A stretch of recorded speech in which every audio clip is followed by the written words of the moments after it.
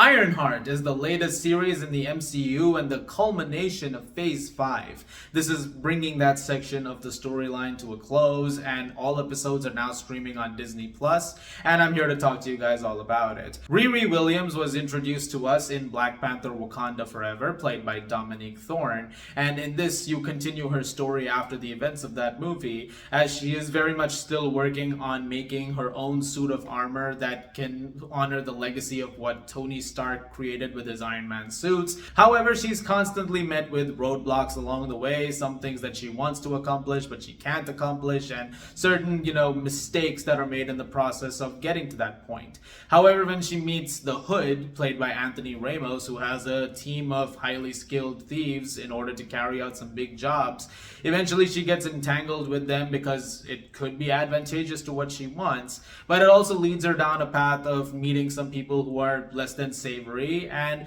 also encountering some things that are going to drastically change the journey that she's on. I liked Riri quite a bit in Wakanda Forever. She had a very interesting storyline to that movie.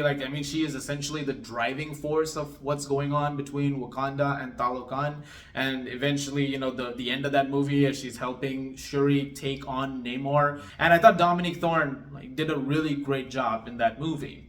And that's something that carries forward to Ironheart as well. I think she is excellent once again in the role, and you get a lot more time with her with this, of course, and it gives you a much better emotional arc to hold on to, because you understand more about why she's doing what she's doing and sort of the emotional backing behind the decisions that she's making. She's been through some very big personal losses, especially with the loss of her stepdad and her best friend Natalie, and that's something that weighs on her as she makes every decision, and she wants to accomplish what she wants to accomplish. Eventually, when she is working on her new suit and she is also trying to build a new AI, it builds in the form of Natalie, and Lyric Ross, I thought, was also really great in this series.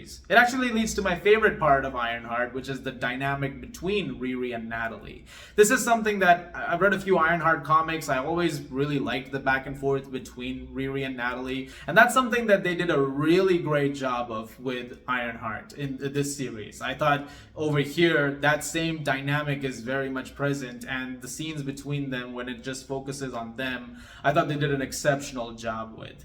And when it came to the action sequences, and when it came to some of the stuff that was going on with Riri and her armors and what she was trying to accomplish, it was nice to sort of go back to basics with some of that, because over the last several years we've gotten so used to nanotech outfits to have this be a back to basics thing where Riri has to step into the armor and there are proper pieces that attach itself to that to her, and a faceplate that comes off or manually. So something about that entire approach was something I really liked, and it makes sense because Riri is not holding on to Stark or Wakandan technology. She can't make nanotech in a night. That's not gonna happen. So she's obviously going to have to work at this with the tools that she has. These are the highlights for me when it comes to the first half of the season, because I do think that this is the part of the season that was the least effective. There's a lot of choppiness to the storytelling and to the pacing of how things are happening, and there were times where certain threat levels were established which didn't feel as major as they were implied to be, and it sometimes took away from the tension of certain things. It also made a lot of the character moments and some of the dialogue exchanges very abrasive, because sometimes they would be extremely serious and the next moment they would be very funny, and trying to balance the humor and the drama which was happening between the characters, it was a bit scatterbrained. One thing that I feel like is also brought up with this first half of the season, though, which is something that doesn't particularly improve even in the second half, is that besides Parker Robbins, the Hood, you don't learn much about the rest of the crew that he's working with. You get, just the most brief characteristics of each person, like one of the team members is a really skilled hacker. One of the members is a really skilled, explosive specialist. One of them is really good at fighting. Actually, two of them are really good at fighting. But beyond that, you don't learn much more than just, the things that they can do. After that, it's pretty much off to the races. And I would have liked to have had some more backing with those characters. But Anthony Ramos as the Hood, I thought he was really, really good. And I think when the second half of the season commenced, you really got to have, a lot more with him. And I really like where they went with this character. His hood that he's wearing, Parker, there is this aspect to it which is, really feeding on him. And it is deteriorating what he is. And, physically, you can see these scars forming on him. And he is speaking to someone who is this magical force who we do not see. And is showing him visions and is showing him these horrifying images of, what's happening in his world. And also just, trying to point him in a direction where he can, decide what his next action is going to be.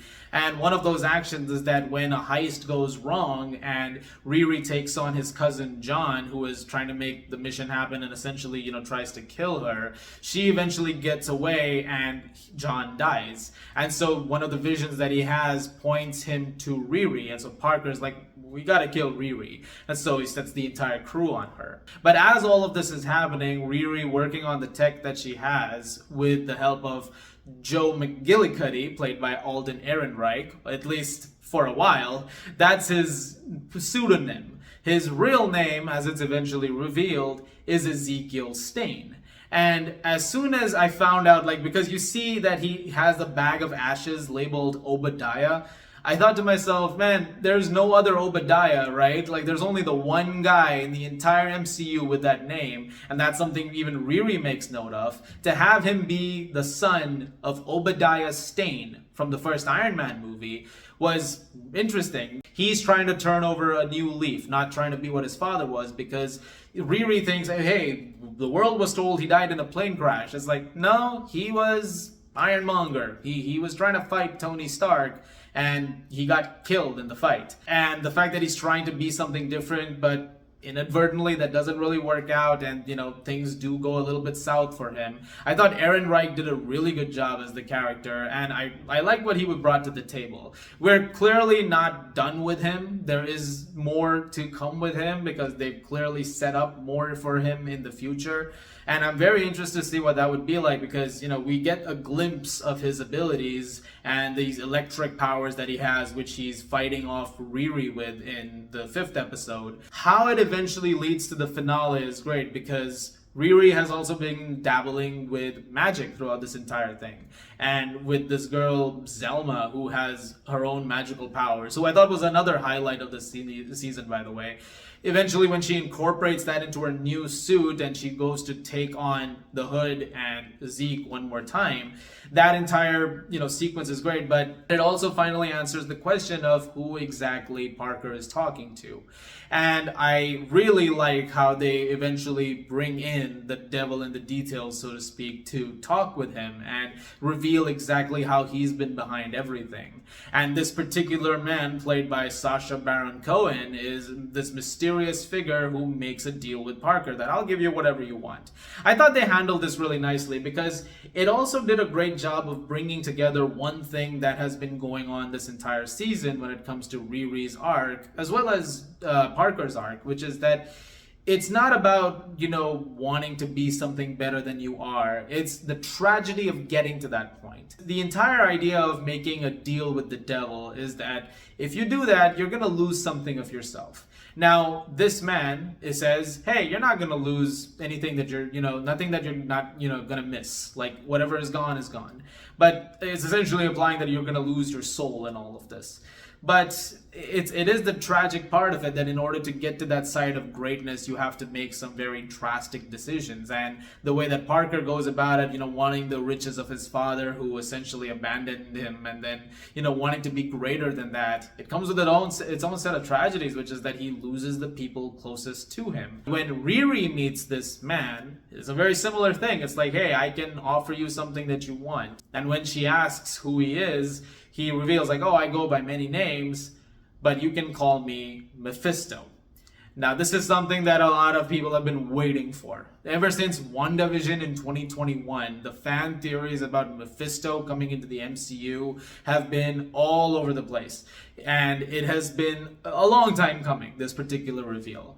I think Sacha Baron Cohen as Mephisto is the last person I expected for the role, but I thought he did a fairly good job. And the conversational moments that he has with Parker and with Riri, I thought he did a great job with them. I also like this one moment where he's mixing like the coffee and you see in the spoon his actual reflection. That was creepy. Like that was a really nicely done moment, and just a little tease as to, exactly, who he is, and, just making these deals with people, bringing all these characters together. So when you get to the end of Ironheart, it really recontextualizes a lot of things when it comes to Riri's arc. She is someone who is constantly holding on to the past, things that have happened before, things that she's lost, whether it's her stepdad Gary or her best friend Natalie, her strained relationship at Barnes when it comes to her mom, with Natalie's brother Xavier.